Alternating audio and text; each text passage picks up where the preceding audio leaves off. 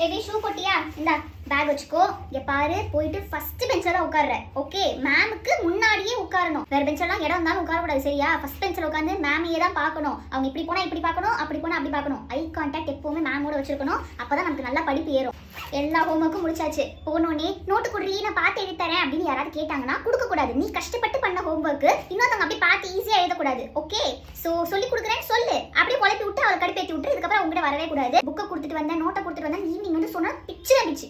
அப்புறம் மேம் கேட்கறதுக்கு முன்னாடியே அசைன்மெண்ட்ஸ் எல்லாம் சப்மிட் பண்ணணும். செல்லம் புள்ளதான் போயிட்டு ஆளா சப்மிட் பண்ணிடணும், சரியா? டெஸ்ட் எழுதும் போது இப்படி வச்சுட்டு இப்படி வச்சு இப்படி எழுதணும், சரியா? பக்கத்துல இருக்கவங்களுக்கு ஒரு எழுத்து கூட தெரியவே கூடாது. ஆமா, நல்லா மறைச்சு எழுதணும். பேப்பர் பாஸ் பண்றது, பிட்டு பாஸ் பண்றது நீ பண்ண மாட்டேன்னு எனக்கு தெரியும். நீ ஏன் ரத்தம் பண்ணக்கூடாது, சரியா? அந்த மாதிரிலாம் யாராவது பண்ணாங்கன்னா உடனே போட்டு கொடுத்துரு. ஓகே, தண்ணி பாட்டில் யாத்தி கொடுக்காத. தண்ணி அப்புறம் உன்னை குடிச்சிட்டு வர சொல்லுவாங்க, உன் பாட்டில் எல்லாம் காலி பண்ணிடுவாங்க. நீ வந்து எங்க அம்மா மருந்து கலந்துருக்காங்க, தண்ணி வந்துட்டு ஷேர் பண்ணக்கூடாது அப்படின்னு தான் சொல்லிடணும். அப்புறம் முக்கியமா இந்த பேப்பர் கொடுப்பாங்கல்ல, அந்த டாப்பர் கார்த்திகோட பேப்பரை வாங்கி பாரு.